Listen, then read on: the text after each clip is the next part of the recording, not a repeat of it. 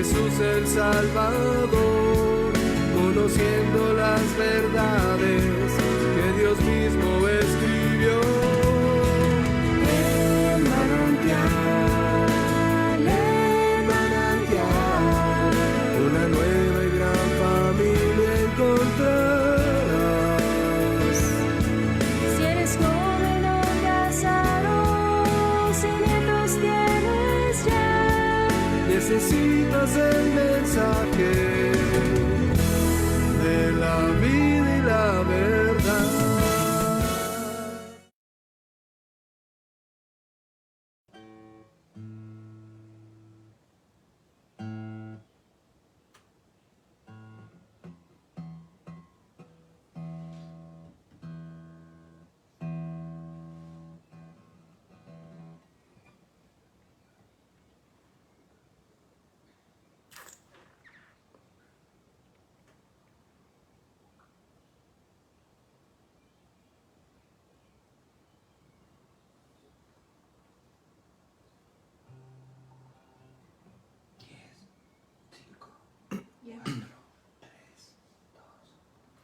Hola, ¿qué tal? Buenas tardes. Vamos a comenzar con un tiempo de alabanza. Y esta canción se llama Cantándote.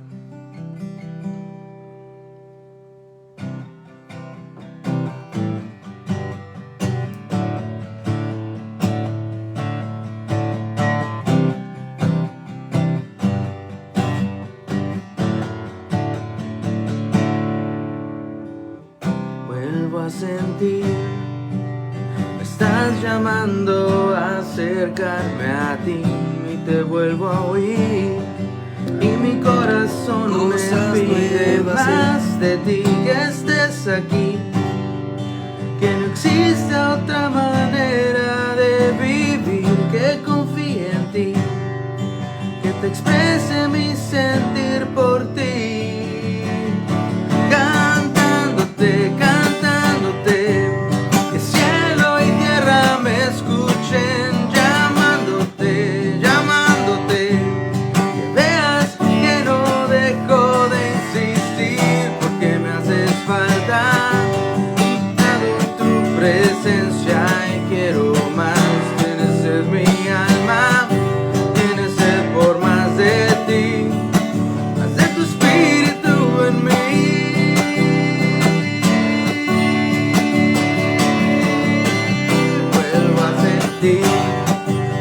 Me estás llamando a acercarme a ti, te vuelvo a oír. Y mi corazón me pide más de ti, que estés aquí, que no existe otra manera de vivir, que confíe en ti, que te exprese mi sentir por ti. Cantándote, cielo y tierra me escuchen, llamándote,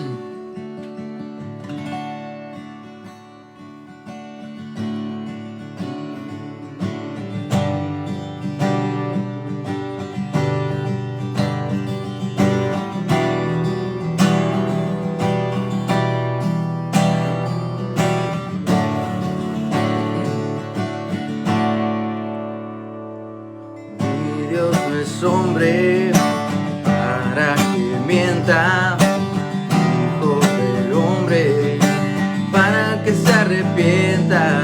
Si dijo él hará y si él habló, él ejecutará.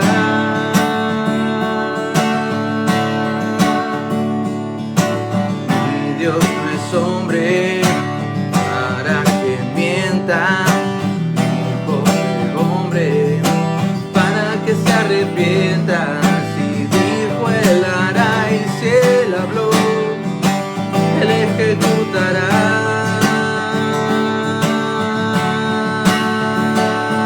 ¿Qué ha dicho? ¿Qué ha dicho el Señor?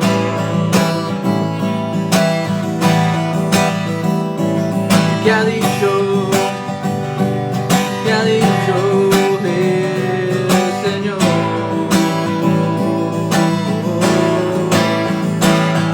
Me has dicho que nunca me dejarás y que nunca me desampararás, que por siempre a tu lado estaré, que contigo ya nunca temeré. Mi Dios no es hombre para que mienta, hijo de hombre para que se arrepienta. Si dijo él hará y si él habló, él ejecutará. ¿Y qué ha dicho? ¿Qué ha dicho el Señor? ¿Qué ha dicho? ¿Qué te ha dicho el Señor? ¿Qué te ha dicho? ¿Qué ha dicho el Señor? ¿Qué ha dicho? ¿Qué te ha dicho el Señor?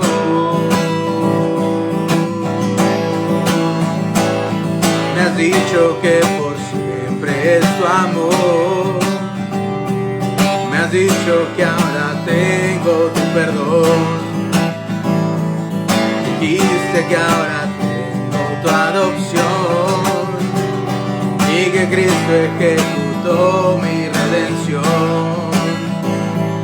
Me has dicho que nunca me dejarás y que nunca me desampararás, que por siempre a tu lado estaré, que contigo ya nunca temeré.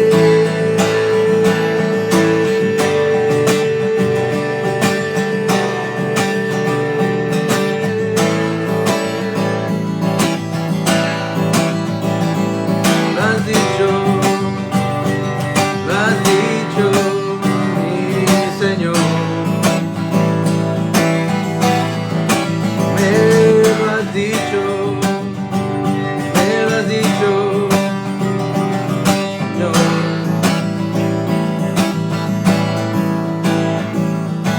Mi Dios no es hombre para que mienta, hijo de hombre para que se arrepienta. Si dijo él hará y si él habló, él ejecutará.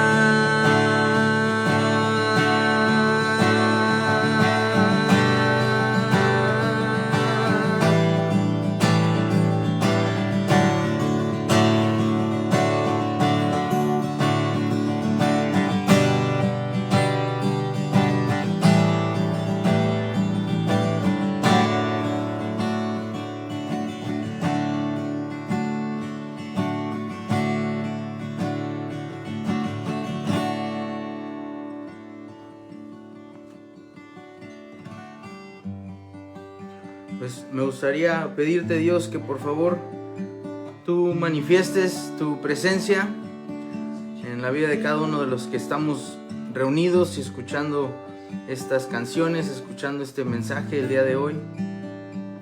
quisiera pedirte que te reveles a nuestra vida de una manera franca, de una manera evidente, para cimentar en nuestra mente y en nuestro corazón tu amor, tus promesas y esta redención que nos da el Señor Jesucristo. Te doy muchas gracias por la oportunidad de estar con amigos, con familia, escuchando la oportunidad de estar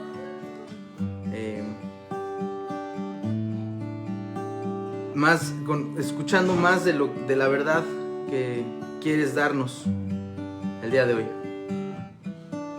Amén.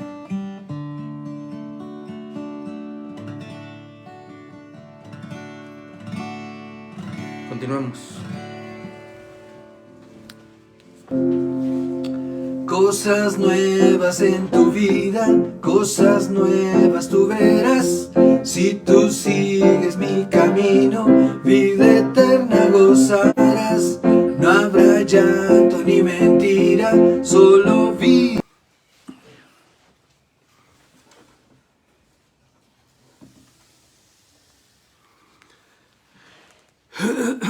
Muy bien, pues me da mucho gusto saludarles. Estamos aquí nuevamente disfrutando la hospitalidad de nuestro hijo David, de los 4 nietos pequeños, y le damos gracias a Dios por la oportunidad de tener este mensaje a través de estos medios, que sigo dándole gracias a Dios porque existen. Muy bien.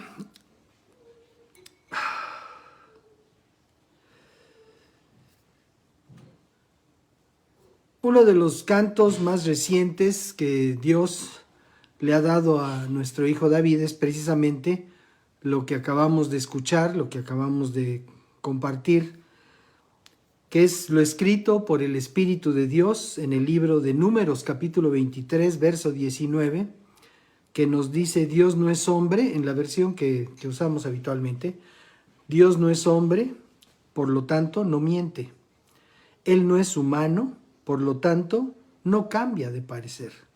¿Acaso alguna vez habló sin actuar? ¿Alguna vez prometió sin cumplir?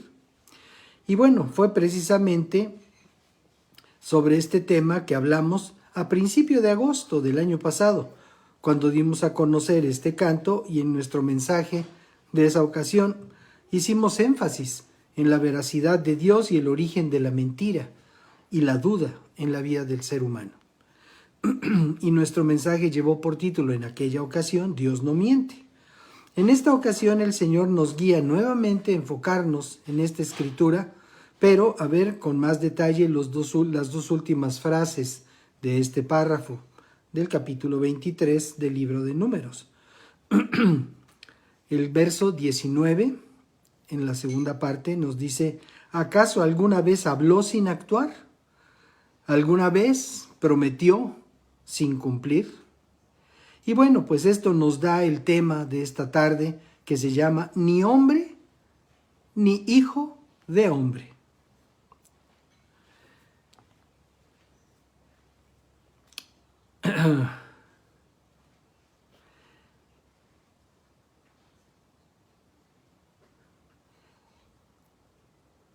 Mi suegro, don Federico Atristain, quien goza en la presencia del Señor desde el mes de diciembre del año 97, tenía un dicho que repetía de vez en vez al respecto. Él decía: de lengua me como un taco.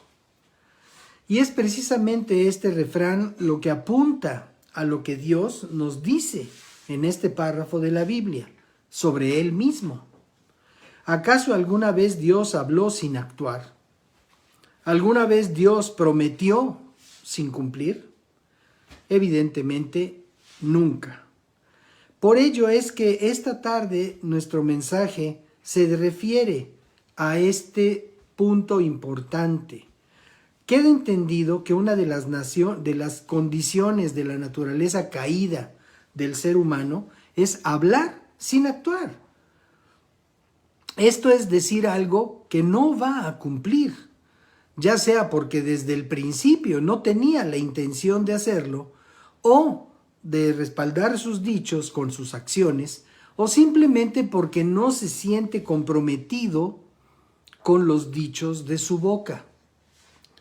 Una de las peores tragedias que suceden en nuestro tiempo es la ligereza con la que algunas personas juran un compromiso de por vida al contraer matrimonio y acaban por desdecirse cuando las circunstancias no resultan ser lo que ellos o ellas pensaban que serían. En alguna ocasión, en mi experiencia personal, dejé la empresa en la que estaba yo trabajando como supervisor de mercadotecnia por el ofrecimiento de una posición de dirección en el área creativa de una agencia de publicidad. Lamentablemente, a la par de mi contratación, el dueño de la agencia despidió a 2 de sus colaboradores que hacían las tareas de maquila, en términos coloquiales, la talacha en la agencia de publicidad, dentro del departamento creativo. Y pretendía este varón que yo también hiciera el trabajo de ellos como parte de mi responsabilidad. Lo que de ninguna manera es lo que habíamos pactado previamente, por lo que a los 15 días me separé de esa agencia, considerando que si me iba yo a desvelar, que si me iba yo a desvivir por un trabajo de las 9 de la mañana a las 11 de la noche, pues lo iba a hacer en mi propio beneficio. Y empecé a trabajar como freelance, o como se dice, a trabajar como diseñador independiente. Labor en un área que adapté como oficina en la sala de mi casa, acomodé mi despacho y estuve ahí trabajando por los siguientes 10 años, que fueron los mismos que servimos como voluntarios en la congregación en la que conocimos a Cristo. Hasta que Dios me llamó para servirle en su obra, y de ahí para este día han pasado 33 años en los que hemos estado sirviendo al Señor en lo que en un tiempo se llamó como servicio a Dios de tiempo completo. Los primeros 30 años aunados a los primeros 10 de voluntariado en una asociación civil dedicada a la difusión del Evangelio, y los últimos 3 a través del servicio en línea de Manantial Hogar Espiritual. Pero no se trata de nuestro servicio al Señor, sino de la fidelidad de Dios a lo que Él mismo ha dicho, como escuchamos hace un momento. ¿Acaso, punto número 1, acaso alguna vez habló sin actuar? ¿Alguna vez habló Dios sin comprometerse a hacer aquello que Él dijo que haría? Vamos a dar respuesta a esta pregunta a través de varias escrituras. La primera de ellas en el libro de Isaías, en el capítulo 41. Verso 10 nos dice lo siguiente: no tengas miedo, porque yo estoy contigo. No te desalientes, porque yo soy tu Dios. Te daré fuerzas y te ayudaré. Te sostendré con mi mano derecha victoriosa. Amén. Y nos vamos de ahí al Nuevo Testamento, a la carta a los Romanos, el escrito desde Pablo, Saulo de Tarso en otro tiempo. A partir del párrafo 1, la escritura nos dice lo siguiente: con Cristo de testigo, hablo con toda veracidad. Es Pablo hablando a los creyentes que radicaban en Roma. Mi conciencia y el Espíritu Santo lo confirman. Tengo el corazón lleno de amarga tristeza e infinito dolor por mi pueblo, mis hermanos judíos. Yo estaría dispuesto a vivir bajo maldición para siempre separado de Cristo, si eso pudiera salvarlos. Ellos son el pueblo de Israel, elegidos para ser los hijos adoptivos de Dios. Él les reveló su gloria, hizo pactos con ellos y les entregó su ley. Les dio el privilegio de adorarlo y de recibir sus promesas. Unas promesas maravillosas. Abraham, verso 5, Isaac y Jacob son los antepasados de los israelitas. Y Cristo mismo era israelita en cuanto a su naturaleza humana. Y Él es Dios, el que reina sobre todas las cosas y es digno de eterna alabanza. Amén. Ahora bien, ¿acaso Dios no cumplió su promesa a Israel? No, porque no todos los que nacen en la nación de Israel son en verdad miembros del pueblo de Dios. Ser descendientes de Abraham no los hace verdaderos hijos de Abraham. Y esto es una cosa tremenda. Ser, dice, descendientes de Abraham no los hace verdaderos hijos de Abraham. ¿Se acuerdan de aquellos religiosos que le alegaban a Jesús y le decían, nosotros somos hijos de Abraham? Y dice el Señor, si ustedes fueran hijos de Abraham, me amarían. Entonces, lo importante no es la descendencia en cuanto a lo natural, sino la descendencia espiritual. La fe de Abraham es la que creó este linaje de compromiso con el Dios vivo. Y en ese linaje estamos por la obra de redentora de Jesucristo. Y entonces las Escrituras dicen, Isaac es el hijo mediante el cual procederán tus descendientes, aunque Abraham tuvo otros hijos. Entonces, no son los otros hijos de Abraham a través de los cuales nos llega esta promesa, el cumplimiento de esta promesa. Y eso lo podemos decir con respecto de Ismael, aquel muchacho que fue concebido por Abraham, ciertamente, pero con la ayudante, con la sirviente de su mujer. Entonces, ser descendientes de Abraham no los hace verdaderos hijos de Abraham. Bien, verso 8. Eso significa que no todos los descendientes naturales de Abraham son necesariamente hijos de Dios. Solo los hijos de la promesa son considerados hijos de Abraham, pues Dios había prometido, volveré dentro de un año y Sara tendrá un hijo. Entonces es a través del hijo de la promesa, esto es Isaac, que se recibe ese linaje, se recibe esa línea de bendición. Dice entonces el verso 10, estamos leyendo lo que nos dice la Escritura en la carta de Pablo a los Romanos, en el capítulo 9. Ahora, vemos el verso 10.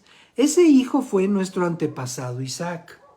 Cuando se casó con Rebeca, ella dio a luz mellizos.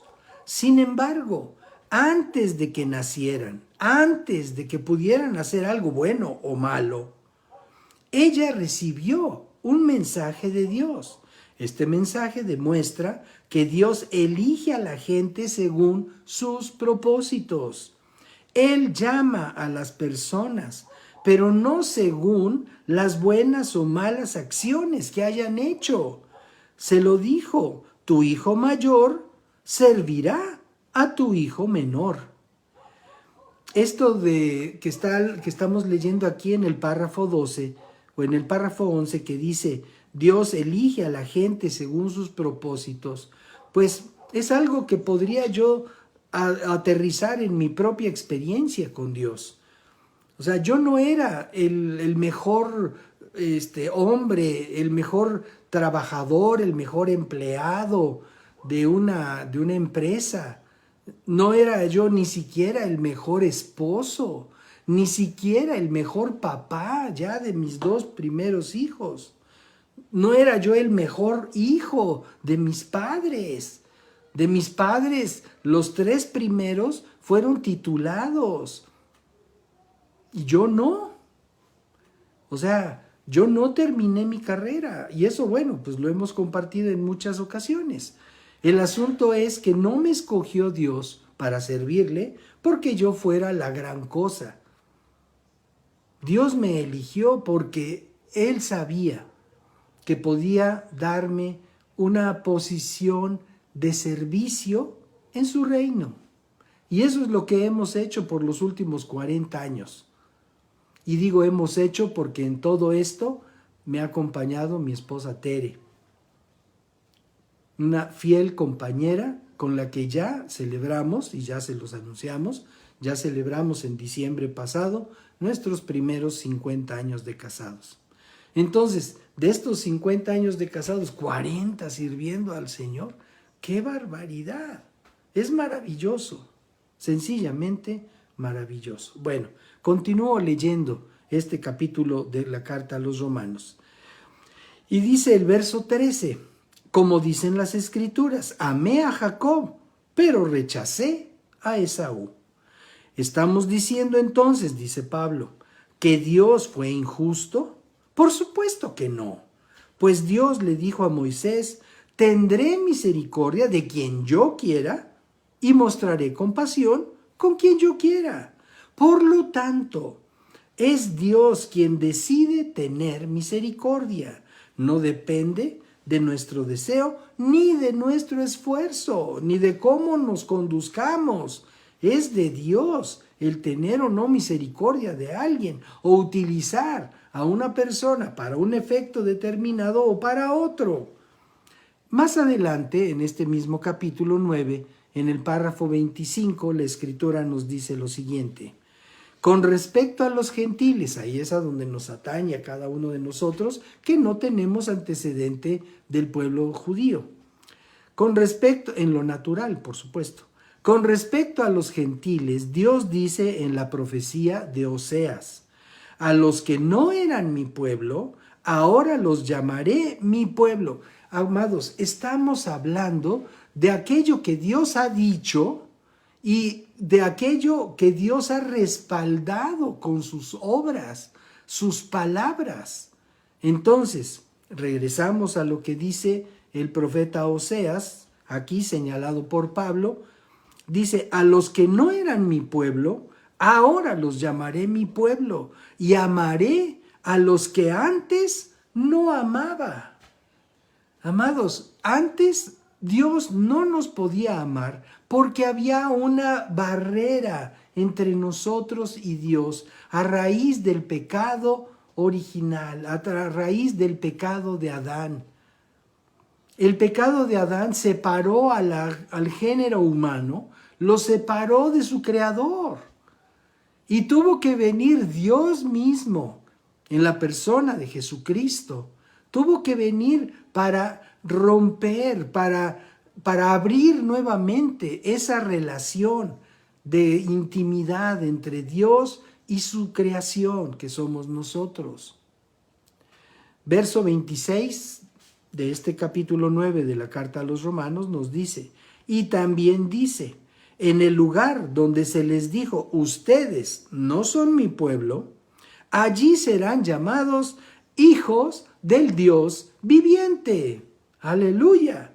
Y en el lugar donde no se les consideraba gente de Dios, los judíos de aquel tiempo llamaban casi perros a los que no eran judíos. Les tenían un señalamiento despectivo hacia todos aquellos a los que ellos llamaban gentiles. Entonces, qué gloriosa promesa del Señor cuando dice, en el lugar donde se les dijo, ustedes no son mi pueblo. O sea, ¿cuál es ese lugar? Pues Israel, el pueblo de Israel, la propia Jerusalén. Dice, ustedes no son mi pueblo, allí serán llamados hijos del Dios viviente. ¿Eso qué quiere decir? Quiere decir que los hijos de Dios los hijos de la promesa, según la profecía, según los escritos del Señor, que tenemos esta promesa de ser ahora injertados, como hemos dicho en otras ocasiones, en el olivo original. Pues entonces ahora tenemos nosotros esa posibilidad de que a personas como nosotros o aún nosotros mismos podamos ser llamados hijos del Dios viviente en la propia Jerusalén.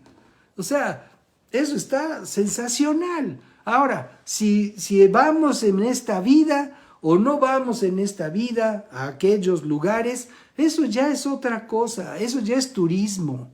Pero lo importante es que todos habremos de participar, los hijos e hijas de Dios, habremos de participar en la nueva Jerusalén. En esa nueva Jerusalén en donde tendremos lugar y donde se nos será llamados hijos del Dios viviente. Esa es una promesa de Dios para tu vida y para la mía, si es que permanecemos fieles hasta el final. Continúo leyendo, dice el párrafo 27. Con respecto a Israel, el profeta Isaías clamó: aunque los hijos de Israel son tan numerosos como la arena a la orilla del mar, solo un remanente se salvará. ¿Y por qué es esto? Pues precisamente porque no es de todos la fe de Abraham, no es de todos. Aunque sean linaje en lo natural, aunque sean originarios del pueblo de Israel, si no tienen la fe de Abraham, que tuvo una relación íntima con Dios, entonces no van a ser partícipes. Por eso lo dice aquí, con respecto a Israel, el profeta Isaías escribió o clamó: aunque los hijos de Israel son tan numerosos como la arena a la orilla del mar, solo un remanente se salvará. Pues el Señor ejecutará su sentencia sobre la tierra sin demora y de manera terminante. Y bueno, aquí estamos hablando de otra de las promesas de Dios. Él dijo y no hará. Aquí estamos hablando de aquella promesa de destrucción para todos los enemigos de Dios. Todos aquellos que decidan no darle gloria a Dios con su vida, con su estilo de vida, con sus palabras, con su corazón entero, serán parte de quienes sufran las consecuencias a las que está haciendo referencia Pablo en su escrito. Dice, el Señor ejecutará su sentencia sobre la tierra sin demora y de manera terminante. Verso 29, dijo Isaías en otro lugar: si el Señor de los ejércitos celestiales no hubiera perdonado la vida a unos cuantos de nuestros hijos, habríamos sido exterminados como Sodoma y destruidos como Gomorra. ¿Y qué significa todo esto? Dice el verso 30. ¿Qué significa? Aunque los gentiles no trataban de seguir las normas de Dios, fueron hechos justos a los ojos de Dios. Y eso sucedió por medio de la fe. Entonces, amados, estamos hablando de que Dios cumple sus promesas. ¿Cómo puede hacer de un pueblo que no es pueblo de Dios? ¿Cómo puede hacer un pueblo santo? Un pueblo al que se le conozca como hijos del Dios viviente. ¿Cómo lo puede hacer? Bueno, pues precisamente porque Él cumple sus promesas. Dice entonces el verso 31, pero los hijos de Israel que se esforzaron tanto en cumplir la ley para llegar a ser justos ante Dios, nunca lo lograron. Porque por obras nadie puede ser salvo. Y eso es lo que nosotros aprendemos cuando se habla del legalismo. que ocurre en muchos grupos, en muchas sectas, en muchas organizaciones que pretenden que por su quehacer van a obtener el favor de Dios. Pero el favor de Dios se obtiene por la fe, no se obtiene por las obras. No es aquel sacrificio que yo hago para ganar el favor de Dios. Eso no sirve para nada. Porque, y se los digo con respeto para quienes crean en esas cosas, pero no sirve para nada. Porque el único sacrificio acepto delante del Dios vivo es el sacrificio de la cruz de Cristo. Ningún otro sacrificio. Ni el que hizo don Perenganito, ni el que hizo doña Perenganita, ni el que hizo el contingente de tal localidad, ni el que hizo este otro. El único sacrificio acepto delante del Padre Celestial es la cruz de Cristo y no hay otro sacrificio. Por eso a nosotros nos corresponde solamente recibir por la fe aquel beneficio que Dios ha tenido para nosotros y las promesas de Dios, recibirlas por la fe. Dice el verso 32, y dice, nunca lo lograron. ¿Por qué? Porque trataban de hacerse justos ante Dios por cumplir la ley en lugar de confiar en Él. No es lo mismo cumplir una serie de preceptos que confiar en el Dios vivo. Dice la Escritura, el que confía en el Señor no será avergonzado. Pero las personas prefieren hacer una metodología, una ruta crítica, con todos los principios y conceptos de la palabra de Dios, y hacen una escalerita, y si voy en el 1 y luego en el 2 y luego en el 3 y finalmente voy a alcanzar la salvación. Amados, no es por obras, pues. Tengamos eso bien claro. Bien, entonces el verso 32. ¿Por qué no lo lograron? Porque trataban de hacerse justos ante Dios por cumplir la ley en lugar de confiar en Él. Tropezaron con la gran piedra en su camino. ¿Y cuál es la gran piedra? La gran piedra es Jesucristo. Jesucristo, la gran piedra, la piedra angular, la piedra que desecharon los constructores. Parece increíble. Dios le da al pueblo de Israel la encomienda de ser un pueblo santo para testificar, para mostrar al mundo lo que es una nación que confía en su Dios. Y para que ese ejemplo se pudiera transmitir a todo el resto de las naciones de la tierra. Pero ¿qué hizo el pueblo de Israel? Se centró en sus mandamientos, se centró en sus ordenanzas, se centró en sus costumbres, en sus tradiciones, y dejaron de confiar en el único y verdadero Dios. Entonces, ahora sí, verso 33, Dios se lo advirtió en las Escrituras cuando dijo, pongo en Jerusalén una piedra que hace tropezar a muchos, una roca que los hace caer, pero todo el que confíe en Él jamás será avergonzado. Todo el que confíe en Él jamás será avergonzado. Ahora vamos a la carta de Pedro. Estamos considerando que Dios no es hombre y que Él respalda sus dichos, con sus hechos. Estamos dando respuesta a la pregunta que hicimos hace un momento. ¿Acaso alguna vez habló Dios sin actuar? ¿Habló nada más porque sí? De ninguna manera. Entonces, ahora vamos a la primera carta de Pedro, en el capítulo 2. La Escritura nos dice lo siguiente, verso 4. Ahora ustedes se acercan a Cristo, está hablando Pedro, ¿sí? Ahora ustedes se acercan a Cristo, quien es la piedra viva. ¿Se acuerdan que Pablo decía la gran piedra? Bueno, aquí Pedro le dice la piedra viva.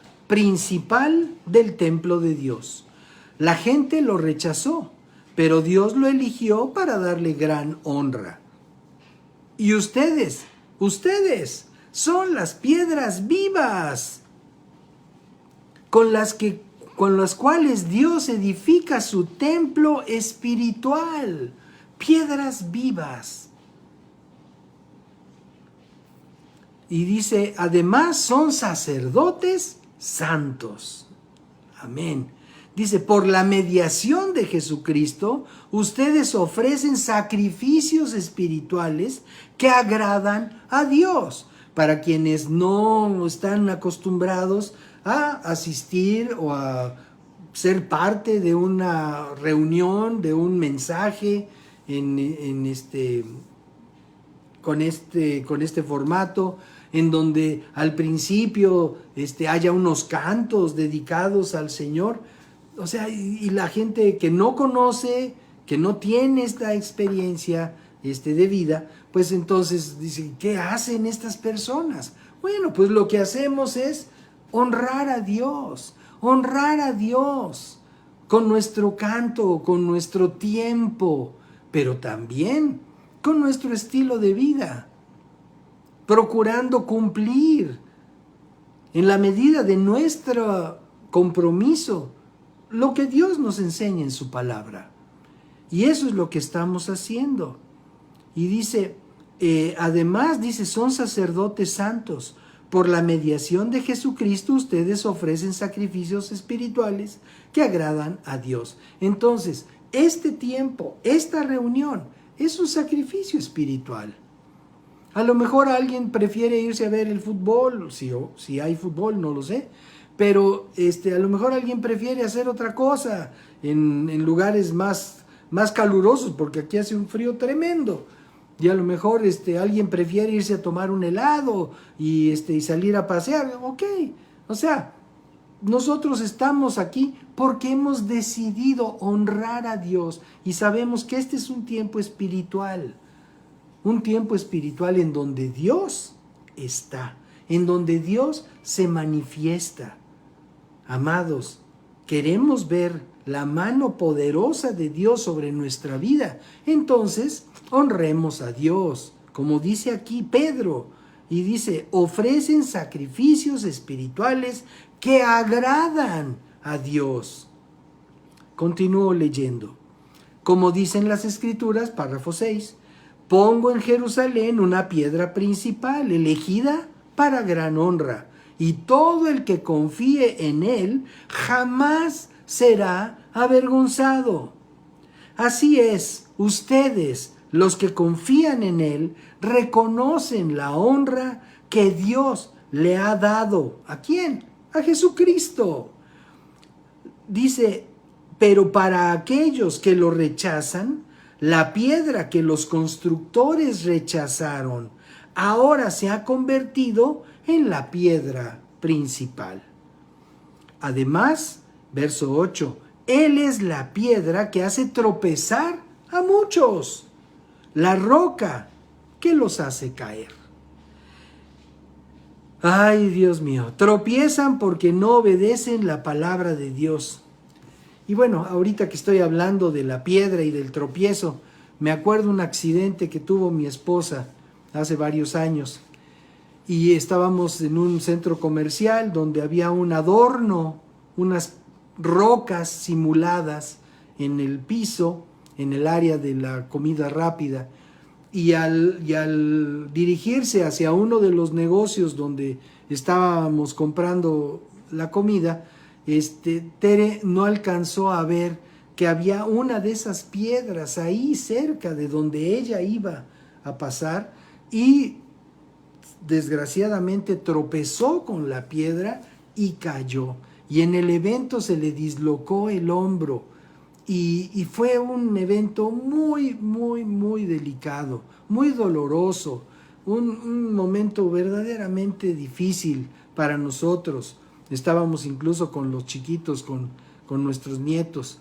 Y bueno, esto sucedió, ahorita lo recuerdo cuando decimos Él es la piedra que hace tropezar a muchos, la roca que los hace caer. Y no porque Tere se haya tropezado con Jesucristo, pero tenemos la experiencia de que ella se tropezó y se causó un daño horrible al caer.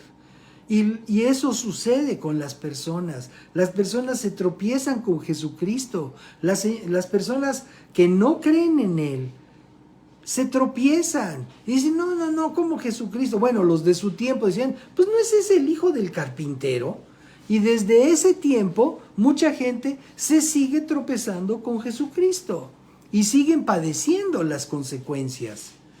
Bien, continúo leyendo. Tropiezan porque no obedecen la palabra de Dios y por eso se enfrentan con el destino que les fue preparado. Pero ustedes, dice el verso 9, no son así, porque son un pueblo elegido. Son sacerdotes del Rey, amados. Somos sacerdotes del Rey. Podemos tener esta satisfacción, este orgullo. Somos sacerdotes del Rey. Una nación santa. Posesión exclusiva de Dios.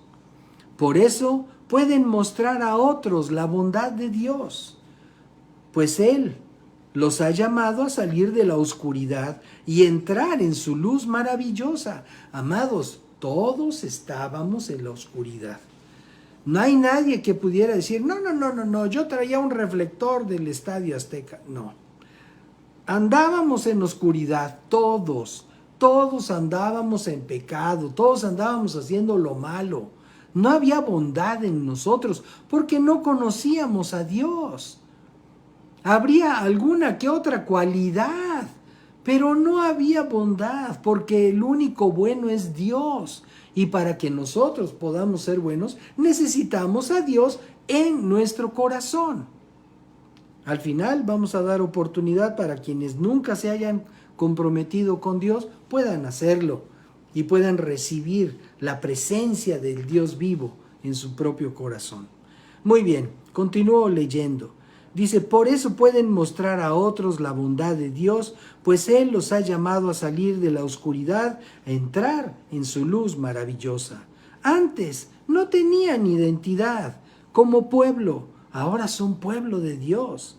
Antes no recibieron misericordia, ahora han recibido la misericordia de Dios. Amén, aleluya. Queridos amigos, ya que son extranjeros y residentes temporales, les advierto que se alejen de los deseos mundanos. Se alejen de los deseos mundanos que luchan contra el alma. Los deseos mundanos luchan contra el alma. Entonces, ¿esto qué quiere decir? Quiere decir que en nosotros va a haber una confrontación. Si nosotros decidimos escuchar la voz de Dios y vivir en sus términos, vamos a poder vencer esa atracción que nuestra propia naturaleza humana tiende a seguir con todas aquellas cosas que el mundo nos está tratando de capturar. Dice, procuren llevar, dice que luchan contra el alma, los deseos mundanos. Procuren llevar, verso 12, una vida ejemplar entre sus vecinos no creyentes. Amados, ¿tenemos vecinos no creyentes? Sí, todavía hay muchos que todavía no conocen a Cristo. Y bueno, pues vale la pena que nosotros podamos ser un representativo, ser un ejemplo, ser un testimonio vivo de que Dios habita en nuestra vida, para que la gente pueda tener ese deseo de conocer a Dios. No se trata de que tenga deseo de conocernos a nosotros, sino que tenga el deseo de conocer al Señor. Eso es de lo que se trata. Procuren llevar entonces una vida ejemplar. Así, por más que ellos los acusen de actuar mal, verán que ustedes tienen una conducta honorable y le darán honra a Dios cuando Él juzgue al mundo. Y eso es algo, amados, que no podemos nosotros ignorar. Este mundo está en la lupa Este mundo va a ser juzgado.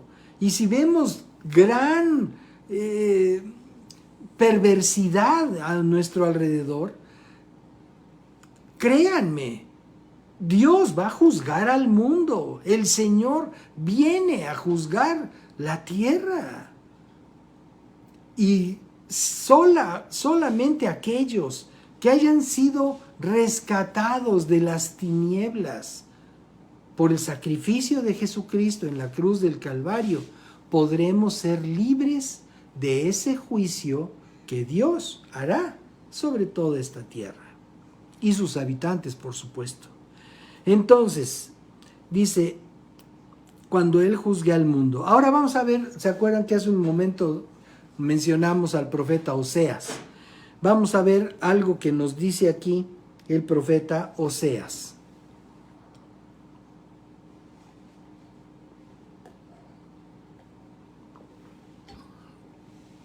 En el capítulo 2, párrafo 23, nos dice lo siguiente: en este tiempo yo sembraré una cosecha de israelitas y los haré crecer para mí.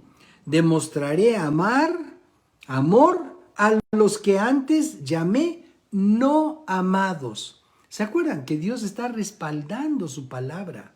Dice, a los que llamé no son mi pueblo, yo diré, ahora son mi pueblo. Está hablando de ti y de mí. Ellos responderán, tú eres nuestro Dios. Y eso podemos cada uno de nosotros, los que hemos entregado nuestra vida al Señor, lo podemos decir. Tú eres nuestro Dios. Muy bien. Ahora, la segunda pregunta que nos hacemos. ¿Alguna vez Dios prometió sin cumplir? La primera pregunta fue, ¿alguna vez habló sin actuar? Ahora esta segunda pregunta, ¿alguna vez prometió Dios sin cumplir? Vamos a ver lo que nos dice la carta a los Hebreos, capítulo 10, verso 23. Mantengámonos firmes sin fluctuar en la esperanza que afirmamos, porque se puede confiar en que Dios cumplirá su promesa. De eso estamos hablando. ¿Alguna vez Dios prometió sin cumplir? Y aquí el Espíritu de Dios nos responde a través de esta carta a los Hebreos: mantengámonos firmes sin titubear en la esperanza que afirmamos, porque se puede confiar en que Dios cumplirá su promesa. Claro que sí. Verso 24. Pensemos en maneras de motivarnos unos a otros a realizar actos de amor y buenas acciones. Y no dejemos de congregarnos, como lo hacen algunos, sino animémonos unos a otros, sobre todo ahora que el día de su regreso se acerca. ¿Alguna vez prometió Dios sin cumplir?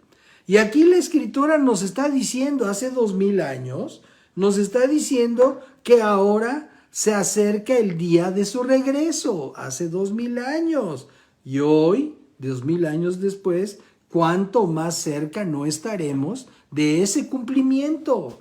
Pero tenemos que tener la certeza de que Dios lo que promete, lo cumple. Y si Él dijo que Él vendrá nuevamente, va a venir nuevamente. Por supuesto que sí. Isaías, regresamos al libro de Isaías, en el capítulo 43, nos dice lo siguiente. Pero ahora, oh Jacob, verso 1.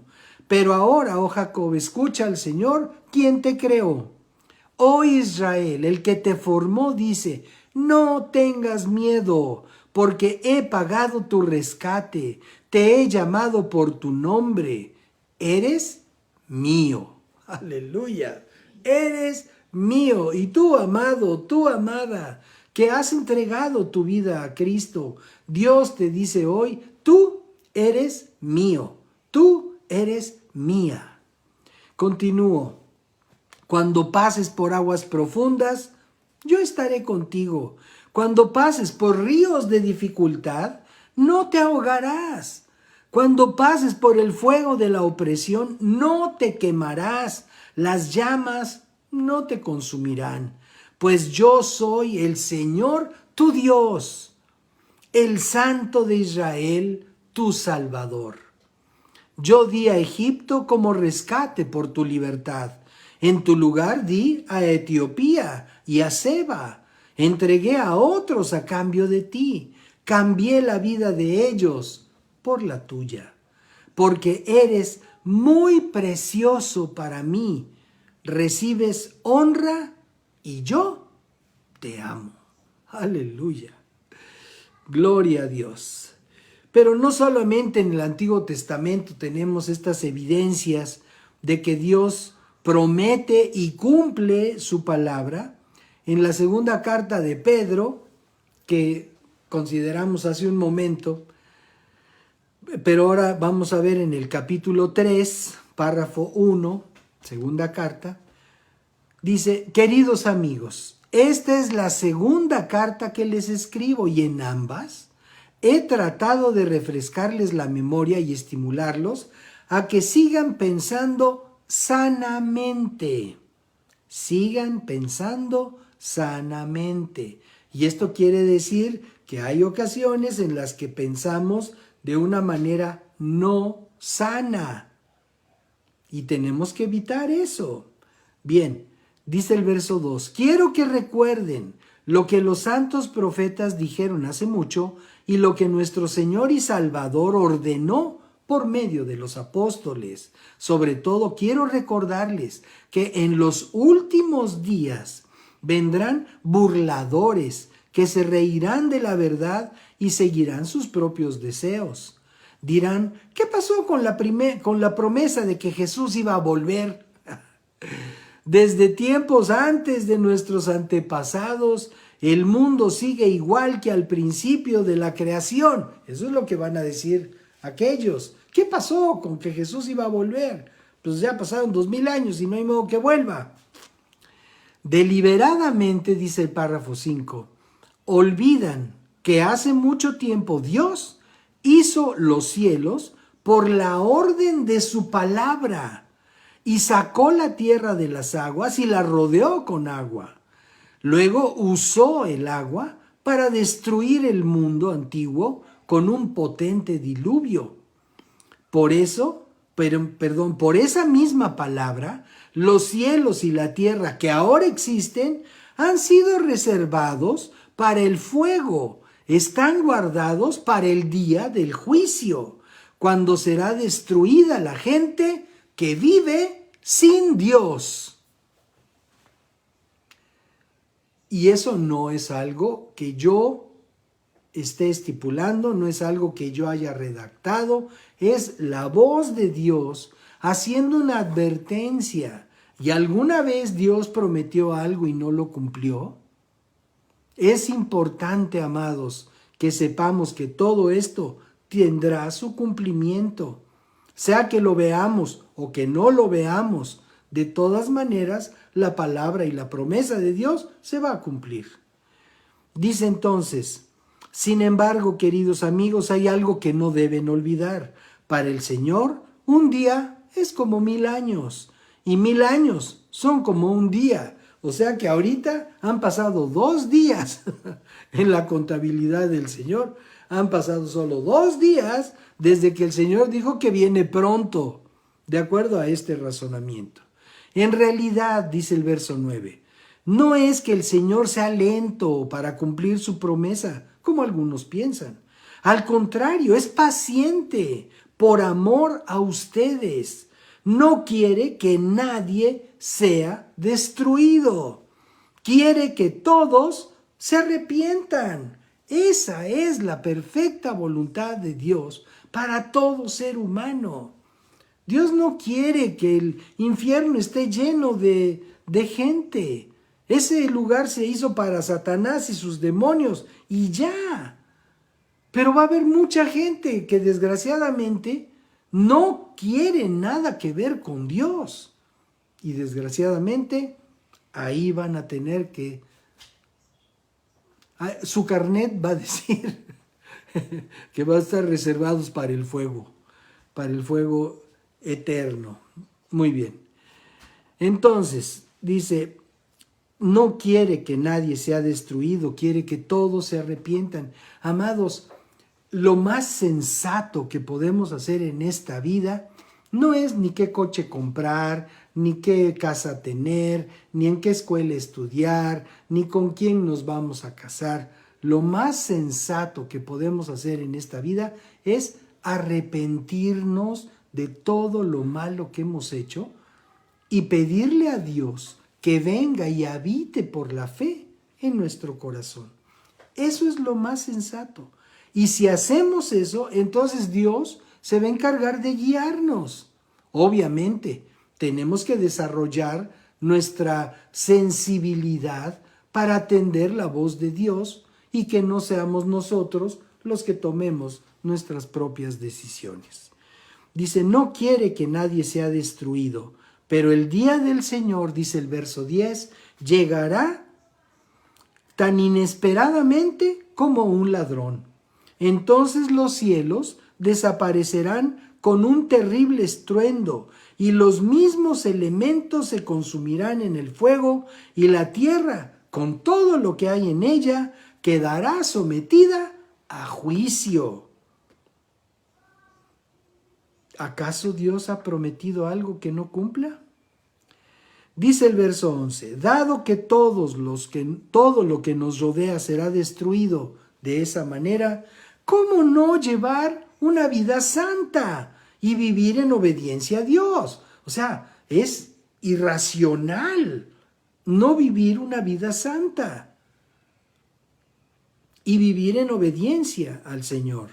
Esperar con ansias el día de Dios y apresurar a que éste llegue. En aquel día Él prenderá fuego a los cielos y los elementos se derretirán en las llamas.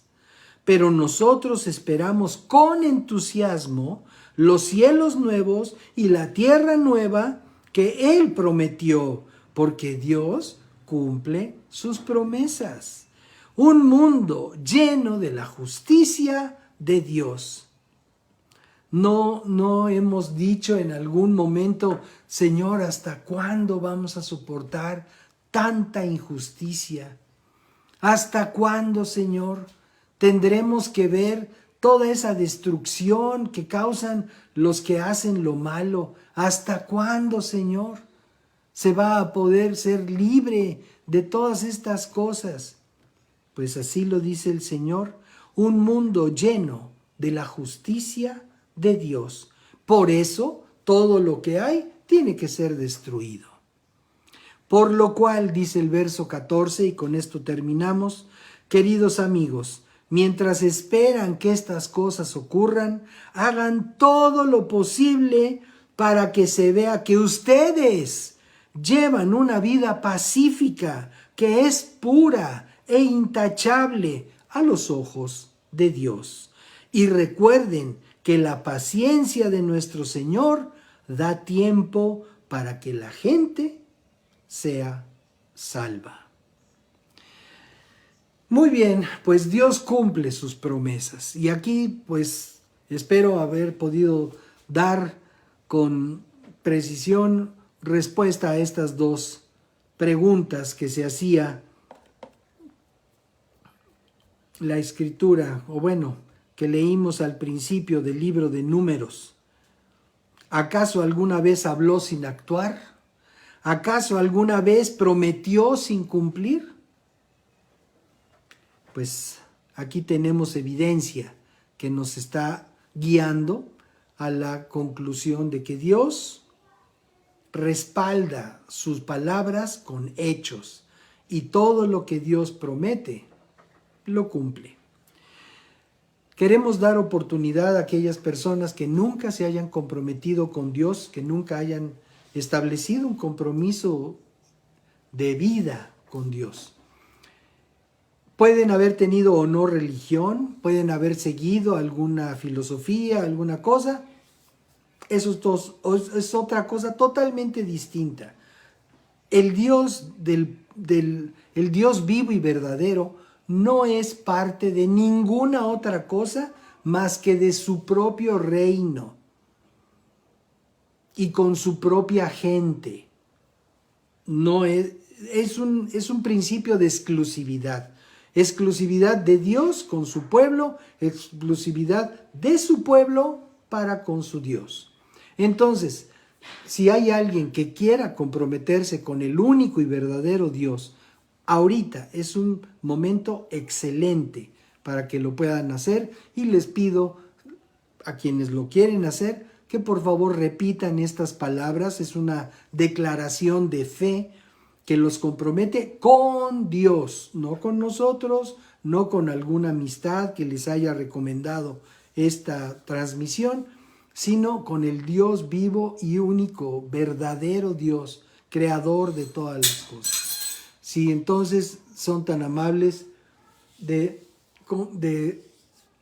repetir estas palabras y decirle así: Señor y Dios, te bendecimos, o yo te bendigo y te doy gracias por permitirme escuchar tu palabra y darme cuenta de que tú respaldas todo lo que dices con tus obras maravillosas, pero también cumples cada una de tus promesas, no solamente aquellas que traen el beneficio de poder ser hijos tuyos, sino también, Señor, las promesas de aquello que habrá de suceder con aquellas personas que decidan no comprometerse contigo.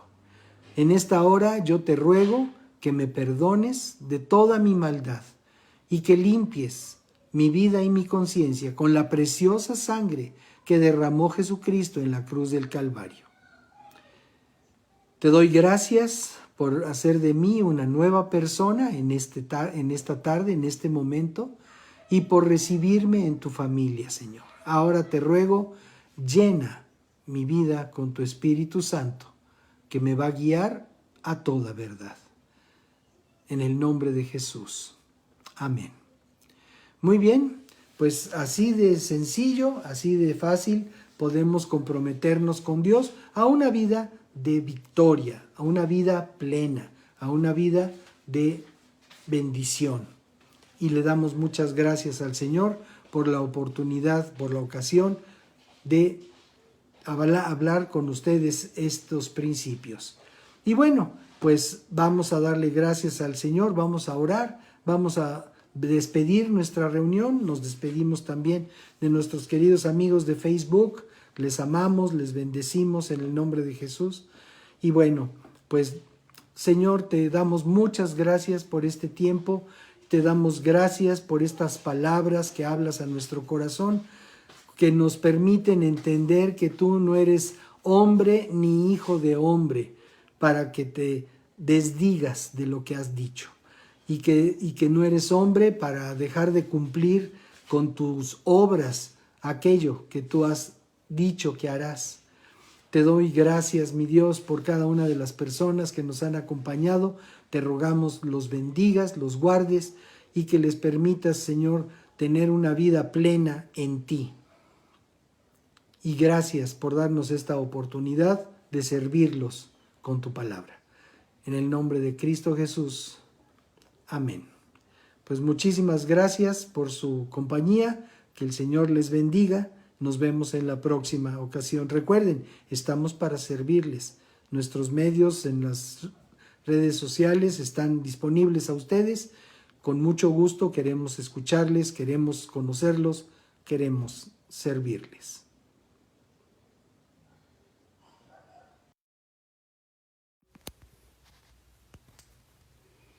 Padre, damos gracias por tu palabra y por la oportunidad de estar reunidos delante de ti.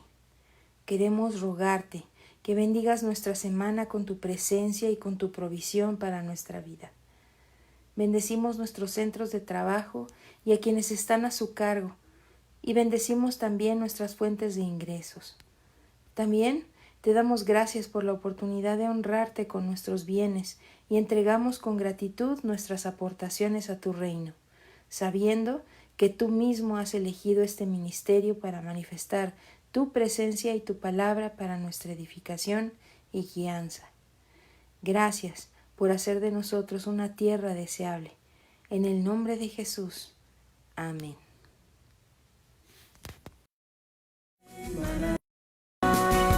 El manantial,